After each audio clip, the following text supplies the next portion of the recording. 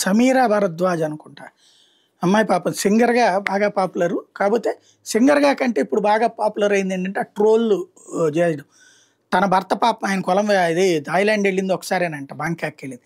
కానీ ఆ బ్యాంకాక్ గురించి ఆమె చెప్పుకొచ్చినటువంటి కథ కొన్ని కోట్ల మంది చూసేశారు. దాంతో అల్లాడిపోతున్నాడమ్మా అన్నటువంటి పదం బాగా పాపులర్ అయింది. మన రాహుల్ గాంధీ బిడ్డ కూడా అట్లాగా అల్లాడిపోతున్నాడు. ఏంది అంటే ఆయనకి ఏదో ఒకటి పబ్లిక్‌లో విపరీతంగా నేను చాలా మేధావిని అని గుర్తింపు పొందాలి. నిన్న పాపం కొలంబియాకి వెళ్ళి అక్కడ ఉన్న అమాయకులకు ఒక పాఠం చెప్పుకొచ్చాడు. ఏంటయ్యా అంటే 100 కిలోల టూ వీలరు ఇద్దరిని మోసుకెళ్తున్నప్పుడు ఏ ఏది 700 కిలోల 1000 కిలోలో ఉండేటటువంటి కారు నలుగురినే మోసుకెళ్ళడం ఏంటి అన్నటువంటిది.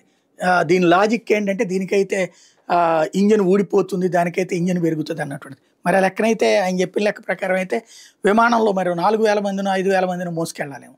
బేసిక్‌గా కామన్ సెన్స్ కరువైపోతుంది. తను అంటే జనానికి అర్థం కానిది ఏదన్నా మాట్లాడితే వాళ్ళని మేధావులని చూస్తారు. అట్లా కమ్యూనిస్టులు ఇదివరకు మేధావులు అయ్యేవాళ్ళు అనమాట. ఇప్పుడు కాస్త అర్థమయ్యేలాగా జనాలకు కూడా విద్య పెరిగిన తర్వాత వాళ్ళలోని మేధావిత్వం అర్థమైపోయాక కమ్యూనిజం సిద్ధాంతం ప్రపంచవ్యాప్తంగా పక్కకి వెళ్ళిపోయి చివరికి కమ్యూనిస్టే తమ సిద్ధాంతం వదిలేసి పెట్టుబడిసారి సిద్ధాంతాన్ని పెట్టుకుని తిరుగుతున్నటువంటి పరిస్థితి సాక్ష్యం రష్యా, చైనా కూడా కనబడుతుంది. ఇప్పుడు రాహుల్ గాంధీ గారి తాజా లెక్క ఏంటంటే ఒక విచిత్రమైనటువంటి స్టేట్మెంట్ ఇచ్చుకొచ్చాడు. ఎవరిని అంటే ఒక గవర్నర్ గారిని పట్టుకుని ఆయన ఒక పెద్ద న్యాచురోపతి డాక్టర్ అని విమర్శించాడు. ఎవరాయన అంటే గుజరాత్ గవర్నర్ ఆచార్య దేవరత్. ఆయన చేసిన తప్పు ఏంటంటే చిన్నపిల్లలు ఇప్పుడు చౌమిన్, పిజ్జా, బర్గర్లు ఇట్లాంటి వాటికి అలవాటు పడిపోతున్నారు. వాటిట్లో ఎక్కడ విటమిన్ ఫుడ్ ఉండదు. ఆ మసాలా ఫుడ్స్, ఈ ఊబకాయానికి సంబంధించినటువంటి ఆహారాలు ఉంటున్నాయి.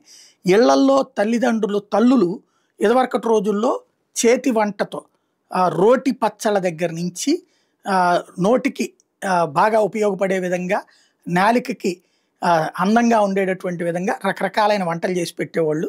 ఇప్పుడు ఆ వంటలు కరువడంతో ఇట్లాంటి వాటి మీదకి వెళ్ళిపోతున్నారు అన్నటువంటి పాయింట్ ఆయన చెప్పుకొచ్చారు. దాంతో ఆయన వెటకారం చేస్తూ ఇది ఆయన న్యాచురోపతి డాక్టర్ అన్నాడు. ఇక్కడ సమస్యల్లో ఏంటంటే అందులో ఏమైనా బూతుందా? ఇప్పుడు ఊబకాయాలు వస్తున్నాయి, లేకపోతే గ్యాస్ట్రిక్ సమస్యలు చిన్నప్పుడే వస్తున్నాయి. ఎందుకు వస్తున్నాయి ఈ పిల్లలకి అంటే ఇళ్లలో వండి పెట్టడం మానేశారు. బద్ధకాలు పెరిగినాయి అనాలా, లేకపోతే ఫస్ట్ ఇది అలవాటు చేశాక ఇంట్లో వండింది తినటం కూడా లేదు. ఈ పిల్లల మీద ఆజమాయిషీ లేదు, తల్లిదండ్రులకి పట్టు లేదు. పరిస్థితి క్రమంగా దాని పరిణామ క్రమం అనారోగ్యాల పాలవుతున్నారు. ఇప్పుడు ఆసుపత్రులు పెరుగుతున్నాయి, డయాగ్నోసిస్ సెంటర్లు పెరుగుతున్నాయి, చికిత్సా కేంద్రాలు పెరుగుతున్నాయి. కానీ సంపాదన అంతా తీసుకెళ్లి ఆసుపత్రులకు తగలేసుకోవాల్సి వస్తుంది. దీనికి కారణం ఏంటంటే సరైన ఆహారం లేకపోవడం.